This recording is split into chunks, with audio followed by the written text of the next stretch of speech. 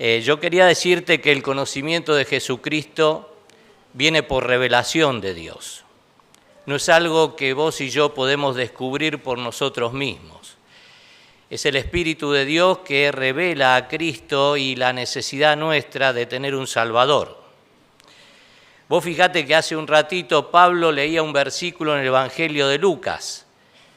Las palabras de Jesús en la cruz decía: Padre, perdónalos porque no saben lo que hacen.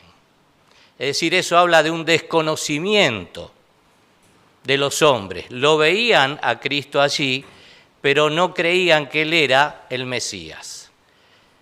¿Y por qué creyó el ladrón que fue crucificado con Él? Por una revelación de Dios. Porque cuando vos activás la fe en tu vida, Dios se revela entonces a tu vida. Cuando le buscas de corazón, Él se va a revelar a tu vida, porque Él conoce lo que te está pasando. Ahora, esto de la revelación de Dios es bíblico, de quién es Jesucristo. Estando en Cesarea de Filipo con sus discípulos, con quienes había compartido hace unos años, y ellos estaban viendo todas las obras que Él hacía, Él le hace una pregunta: ¿quién dicen los hombres que soy yo? Algunos de ellos dijeron, bueno, algunos dicen Juan el Bautista, algunos de los profetas. ¿Y ustedes? ¿Quién dicen que soy yo? Y Pedro tomó la delantera. Le dijo: tú eres el Cristo, el Hijo de Dios. Mirá, para nosotros a lo mejor no tiene tanta importancia porque somos gentiles. Para un judío, hacer esta declaración le valía la vida. Reconocer que ese hombre, venido desde la Galilea, era el Mesías, era una declaración muy fuerte. Y Jesús le dice: bienaventurado, porque no te lo reveló carne ni sangre, sino mi Padre que está en los cielos. Esto es muy importante. Nosotros nacemos en ignorancia por la incredulidad de nuestro corazón, así que es imposible conocer a Dios al menos que Él se revele a nuestras vidas, porque estamos muertos en delitos y pecados, dice la Biblia. Y es tal el desconocimiento que hay que podés estar al lado del Señor y creer que ya lo conocés. Mirá, en un momento determinado estaba Jesús con los discípulos en una barca, se levantó un viento tempestuoso, las olas se levantaron, llenaban la barca, se desesperaron, despertaron a Jesús y Jesús se paró y les dijo: calla, enmudece, le dijo al viento. Y se hizo grande bonanza. Y ellos lo miraron asombrados y dijeron: ¿quién es este que hasta el viento y el mar le obedece? Así que mirá, conocer a Jesucristo es el tema de 2 Pedro. Porque justamente el conocimiento de Jesucristo iba a ser fundamental para evitar el peligro que se avecinaba sobre la iglesia de Cristo. Ya la iglesia en sus comienzos había sido infiltrada por el enemigo. Yo no sé si tenés idea más o menos de lo que significa que el enemigo te infiltre, pero cuando logra infiltrarte el enemigo, te va a desbaratar todo. Acá el enemigo lo había hecho, lo encontrás en la iglesia de Éfeso, por ejemplo. No tenía mucho tiempo de vida la iglesia y sin embargo el enemigo ya la había infiltrado con una doctrina aberrante, la de los Nicolaitas. Era una doctrina donde decía: mirá, con mi cuerpo puedo hacer lo que quiero.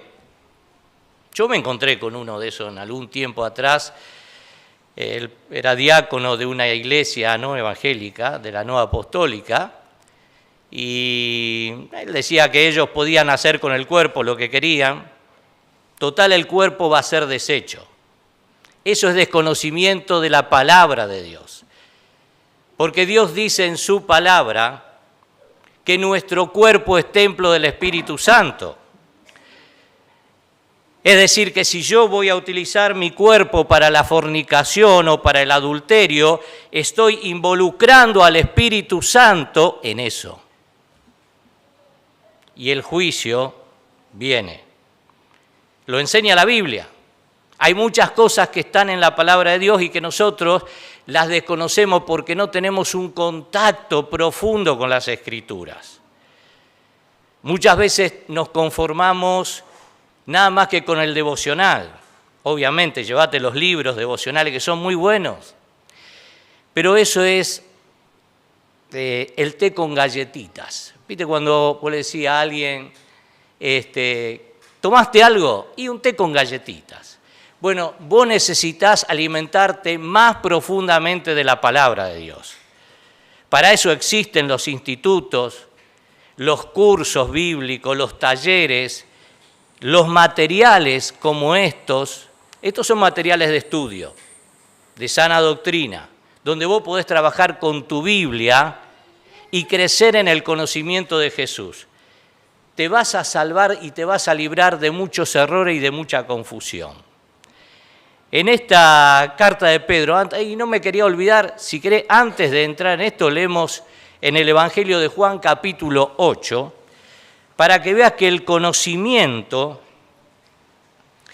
de Jesucristo y la verdad revelada por Él es progresiva. Capítulo 8, verso 31. La verdad es progresiva. No es el mismo conocimiento que tengo hoy al que tenía hace 40 años atrás, cuando comencé leyendo las Escrituras. Entonces, en la medida que vos te vas involucrando en el conocimiento de la palabra de Dios, ahí la verdad es progresiva. Mirá, la vida cristiana no comienza y termina con el nuevo nacimiento. Ahí comienza, pero la vida cristiana tiene que tener un desarrollo en tu vida. Si vos después de 20 años todavía no leíste a lo mejor por completo la Biblia, si a lo mejor todavía desconoces muchas cosas de la Biblia, hay enanismo espiritual, te estancaste. Porque lo que nos ha dejado Dios ha sido su palabra. ¿Cómo conozco yo de Dios? ¿De qué otra manera? La Biblia dice que tengo una revelación de Dios a través de la creación, lo escribe Pablo en la carta a los Romanos.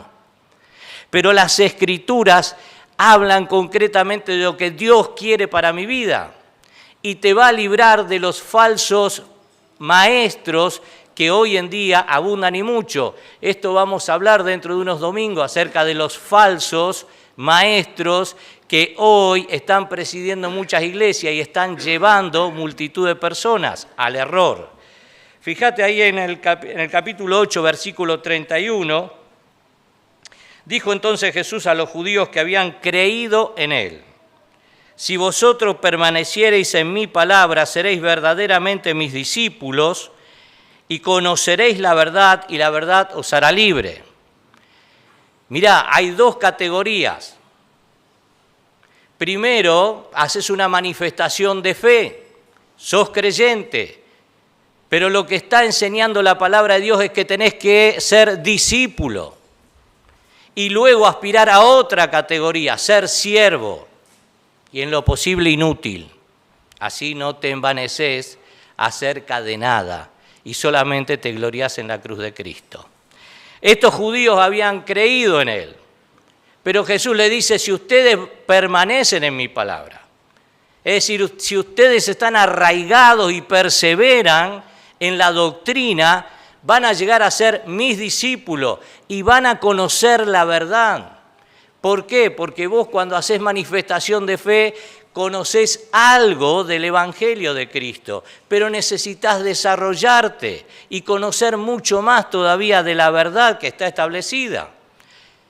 Yo te dije hace un par de domingos atrás que muchas veces, si no tengo el conocimiento necesario de la palabra, puedo llegar a creer que Jesús era un exagerado cuando Él dijo que es más fácil que un camello pase por el ojo de una aguja a que un rico entre en el reino de Dios. Tenés que saber de qué aguja se trataba, de qué agujero era. Lo vas a buscar y lo vas a encontrar. Vamos a Segunda de Pedro. Fíjate cómo se presenta allí el apóstol. Esto fue escrito en el año 66, la persecución todavía seguía. Así que le sigue escribiendo a los mismos creyentes que le escribió en la primera carta. Nada más que esta es una carta de despedida.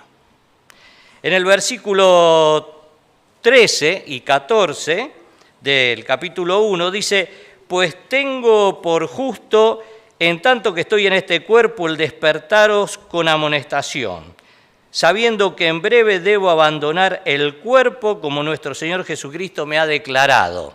Al igual que la segunda carta a Timoteo que escribió Pablo, es una carta de despedida. Dios le había revelado que su tiempo estaba llegando y él estaba viendo algo. La iglesia estaba siendo infiltrada por doctrinas heréticas, herejías destructoras. Y él dice, cuidado, la única manera de enfrentar la apostasía es teniendo un conocimiento completo de las Escrituras. Porque también las otras partes de 2 Pedro van a estar hablando de los falsos profetas, de los falsos maestros, de la segunda venida de Cristo, que entre paréntesis, ¿cuánto sabés de la segunda venida de Cristo?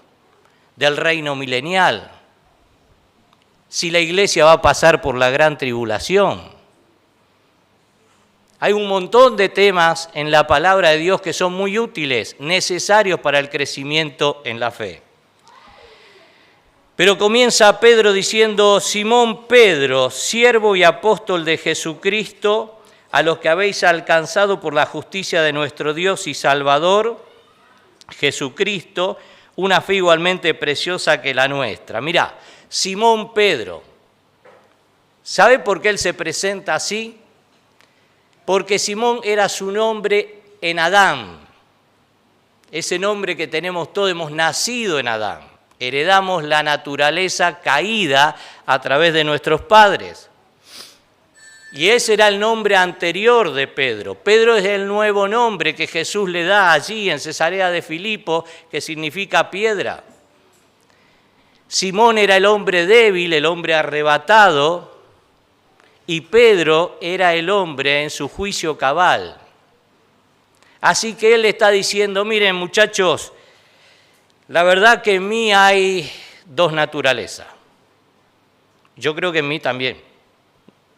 ¿Vos crees que en tu vida hay dos naturalezas? ¿Hay dos naturalezas? ¿O hay solamente una naturaleza? Bueno, en nuestra vida hay dos naturalezas, la vieja y la nueva. La vieja naturaleza es aquella con la cual hemos nacido y nos hemos desarrollado en la vida terrenal. La nueva naturaleza es cuando hiciste esa manifestación de fe, naciste del Espíritu Santo y de la palabra de Dios, Dios te sella con el Espíritu Santo de la promesa y a partir de ahí sos propiedad de Dios, tu cuerpo, tu vida le pertenece solamente a Dios. Y esa nueva naturaleza se tiene que ir desarrollando en tu vida. Y es fundamental la vida de oración y la vida del estudio bíblico, para que esa nueva naturaleza vaya creciendo en tu vida, porque la Biblia dice, andad en el Espíritu y no satisfagáis los deseos de la carne, porque deudores somos al Espíritu, no a la carne. No reine el pecado en vuestro cuerpo mortal, de modo que lo obedezcáis en sus malos deseos, antes bien sed llenos del Espíritu. Y muchas veces hay falsas enseñanzas, hermanos. He escuchado de líderes hablar acerca de la llenura del Espíritu Santo y decir, si vos no hablás en lengua no tenés el Espíritu. Mentira de Satanás. Eso no existe en la Biblia, no lo enseña. El bautismo del Espíritu Santo es lo que se dio en el Pentecostés con un propósito determinado de poder evangelizar y predicar el Evangelio a judíos que habían nacido en otras naciones. No había una manifestación de lenguas raras.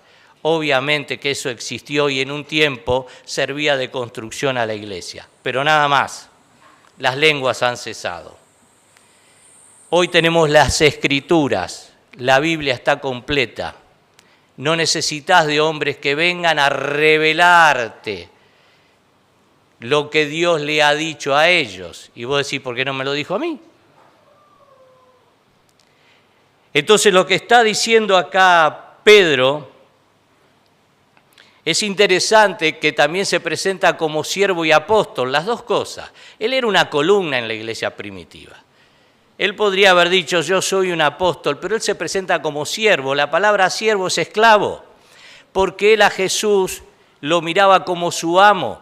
La voluntad de Pedro estaba completamente rendida a la voluntad de su Señor. Es imposible decirle al Señor no. Si le decís Señor, no le podés decir no. Pedro se presenta de esta manera, como siervo y apóstol. ¿A quiénes les escribe? A los que habían tenido una experiencia, la misma experiencia de fe. Pero esa fe, dice, miren, no fue algo que ustedes han obtenido, sino que la recibimos por la justicia de nuestro Dios y Salvador Jesucristo. Nosotros somos justificados por la fe, pero la obra la consuma Jesucristo en la cruz del Calvario. Es Él el que paga el precio, ocupa nuestro lugar, es el sustituto. Y Él es el que le arrebata a Satanás el cetro que le había arrebatado a Adán allí en el huerto del Edén. Entonces hoy celebramos la victoria del Cordero porque Él ha vencido. Y porque la tumba está vacía, y por eso tenemos esperanza de vida eterna, y por eso estamos hoy aquí. Porque si Cristo no resucitó, vana es nuestra fe, pero Cristo vive. Y nuestras vidas hablan de eso, han sido transformadas por el poder de Dios mediante la fe. Y Dios tiene mucho más todavía para nosotros. En el versículo 3 dice que todas las cosas que pertenecen a la vida y a la piedad nos han sido dadas por su divino poder mediante el conocimiento de aquel. El conocer a Jesucristo te ayuda a ver que todo lo que tenés en la vida proviene de la mano de Dios. No es tu salud, no es tu dinero, no es tu casa, no es tu auto, no son tus hijos, no es tu esposa. Todas las almas son mías, dice el Señor. Toda la tierra y su plenitud me pertenecen. Soy el Señor y el amo de la creación. Así que todo el conocimiento que vos puedas tener acerca de lo que pasa a tu alrededor te ha sido dado, como dice aquí, por su divino poder, por su gracia.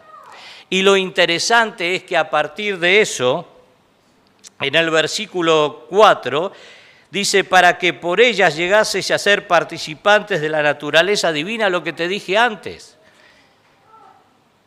O sea, esto de la naturaleza divina tiene que ver con el nuevo nacimiento. Hace unos domingos atrás Sebastián había hablado de un encuentro que Jesús tiene con Nicodemo,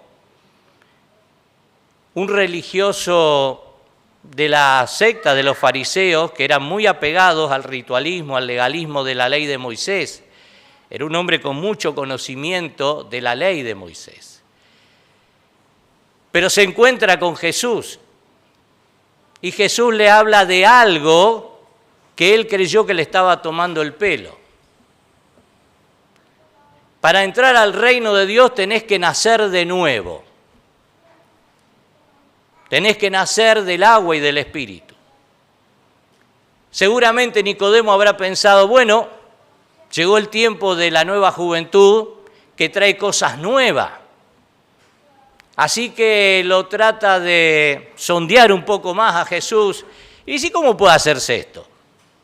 ¿Cómo puede un hombre siendo viejo volver a nacer, entrar al vientre de su madre? Y Jesús le dice, es raro. ¿Sos maestro de Israel y no sabés esto? Y vos decís, ¿a qué se está refiriendo Jesús? A Ezequiel capítulo 36. Nicodemo tendría que haber sabido lo que dice el profeta allí en Ezequiel capítulo 36. Te lo leo rápidamente. Esparciré sobre vosotros agua limpia y seréis limpiados de todas vuestras inmundicias y de todos vuestros ídolos os limpiaré. Os daré corazón nuevo y pondré espíritu nuevo dentro de vosotros, y quitaré de vuestra carne el corazón de piedra y os daré un corazón de carne, y pondré dentro de vosotros mi espíritu y haré que andéis en mis estatutos y guardéis mis preceptos y los pongáis por obra. Esto es lo que ha hecho Dios con nosotros, un nuevo corazón, un nuevo espíritu. Ese es el nuevo nacimiento.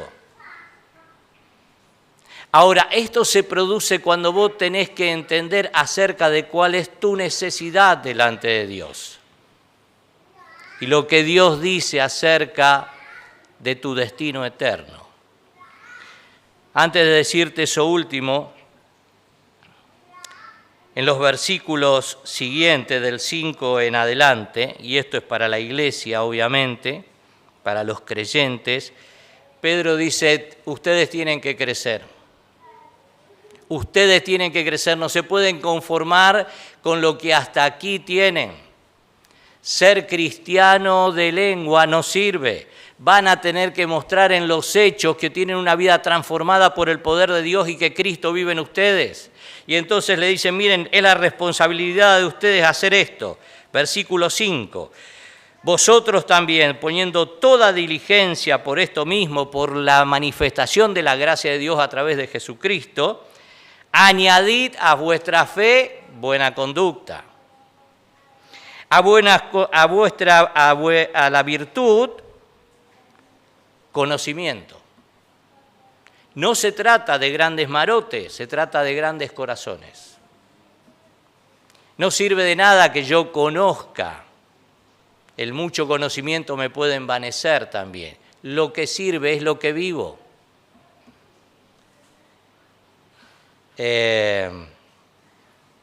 ¿Sabés cuánto cuesta perdonar, no? Y Dios dice en su palabra, y esta es la enseñanza para los hijos de Dios, si no perdonás a los hombres sus ofensas, tampoco vuestro Padre va a perdonar las vuestras. Es tremendo eso. Tremendo tener que tal vez ir a solucionar una situación con otro, reconciliarte con otro, cuando el otro tal vez ni cuenta se dio, o le da lo mismo, si te ofendió o no. Pero vos sos siervo de Jesucristo y tenés que poner por obra la doctrina de Cristo. Sus palabras fueron, Padre, perdónalos. No saben lo que hace. El otro está en ignorancia, el otro está en oscuridad. Es tu deber, que estás en luz, perdonarle. Esa es una batalla que va a rugir dentro de tu corazón y de tu alma. Vas a tratar de buscar la manera de evitarlo eso. Pero Dios, como dice el salmista en el Salmo 32, tu mano pusiste sobre mí, hasta que logró confesar su pecado. Y sigue diciendo que al conocimiento, dominio propio. Saber de nada te vale, ¿eh? Predicar a Cristo con valor, con unción. Si mañana perdés los estribos y te salen una multitud de groserías y querés hacer justicia por mano propia y perdés el dominio propio. Hay alguien que perdió el dominio propio en un momento determinado cuando estaban en el huerto de Getsemaní y sacó la espada y le metió un espadazo a la oreja de uno de los siervos del sacerdote. Pero Jesús controlaba la situación. Jesús tenía dominio propio y él supo controlar a los enemigos y la situación que en ese momento se le escapaba de las manos a todos. Dominio propio, templanza, parte del fruto del Espíritu Santo es eso. Y dice luego, paciencia. Bueno, ¿sabe lo que es la paciencia? Virtud del que sufre resignadamente un daño. Tremendo. Jesús delante de sus torturadores callaba y sufría con paciencia la cantidad de mentiras y de calumnia que decían contra él. Realmente es la virtud de aquel que sufre resignadamente un daño. Hay veces que perdemos la paciencia, ¿no? Bueno, en Hebreos dice que os es necesaria la paciencia para que habiendo hecho la voluntad de Dios, obtengáis la promesa. Y entonces termina diciendo que a la paciencia le agregues piedad. La piedad significa darle a Dios el primer lugar en la vida y en el corazón. Hay que ver cómo andamos con eso, si realmente soy un buscador del reino de Dios primeramente y su justicia, o la verdad que quiero la añadidura, porque muchas veces buscamos la añadidura, pero no primeramente el reino de Dios y su justicia. Así que termina diciendo el afecto fraternal a piedad, agregale afecto fraternal y amor, y el amor tiene que ser genuino y verdadero, sobre todo entre nosotros. Echá fuera la murmuración y el chisme, y no mires más el error en la vida de tu hermano. Eso es obra de Satanás. Quiere que yo te mire en tus errores y en tus defectos, para que crezca en mi corazón raíz de amargura. Renuncia a eso. Desatá tu vida renunciando a eso. Y vas a ver que la iglesia crece unida en el vínculo del amor y de la paz. Y por último va a decir allí que si estas cosas, versículo 8, si estas cosas están en vosotros y abundan, no os dejarán estar ociosos ni sin fruto en cuanto al conocimiento de nuestro Señor Jesucristo. Mirá, nuevamente habla del conocimiento del Señor Jesucristo. Y yo vuelvo a decirte en esta hora que ese conocimiento viene por revelación de Dios. Si realmente estás buscando a Dios de corazón sincero, y no lo buscas a Dios porque puede traer lo que vos necesitás en esta hora, que a lo mejor puede ser un trabajo, una casa mejor, un vehículo nuevo, mejores amistades. Mirá, tenés un problema mayor. Si no tenés la seguridad que al morir vas a estar en la vida eterna que Jesucristo dijo que está preparada para aquellos que en vida terrenal le confesaron a Él delante de los hombres como Señor y Salvador. Si no tenés todavía esa seguridad de que al morir vas a ir al cielo, hoy es el día de salvación. Si pensás que Dios tiene poder para tratar con tu vida atada al pecado y que realmente no podés desatarte a vos mismo, porque todavía sos esclavo del pecado y porque volvés a repetir una y otra vez el mismo pecado. Y has ido a un lado y a otro, y has buscado que alguien ore por vos, y has buscado con psicólogos, y tal vez hasta fuiste a consultar a hechiceros, a brujos y esoteristas. El poder de Cristo hoy puede romper el poder del pecado que te ata en tu vida. Y lo maravilloso es esto, que Dios te ha dado una medida de fe para que creas que esto es efectivo y es poderoso. ¿Sabe cómo terminó el encuentro con Jesús y Nicodemo? Le habló de una serpiente de metal que el pueblo de Israel había levantado, Moisés en el desierto. Todo israelita que miraba a esa serpiente de bronce iba a ser sanado de la mordedura, del veneno de la serpiente. Ahora, muchos habrán dicho, eso es una pavada, no me va a servir. Tal vez alguien entre el pueblo puede venir y chupar el veneno de mi pierna y soy salvo. Eso es lo que le pasa al hombre de hoy en día. Él propone nuevos caminos y nuevas maneras para poder ir al cielo y no quiere aceptar el camino y la solución que viene de parte de Dios. La fe en Jesucristo, Él consumó la obra de la salvación del hombre a través de la cruz. Y si no tenés la fe suficiente, hoy tenés que empezar a orar por eso, para que Dios te dé fe y arrepentimiento. Porque tu vida está en peligro. El destino de tu alma está en peligro. Y hoy tenés una necesidad mucho más grande para tu alma de poder encontrarte con Cristo. La Iglesia lo que hace en esta hora es orar a Dios para que Dios se revele a tu vida. Vos tenés que entender que vos y yo y todos los hombres hemos pecado.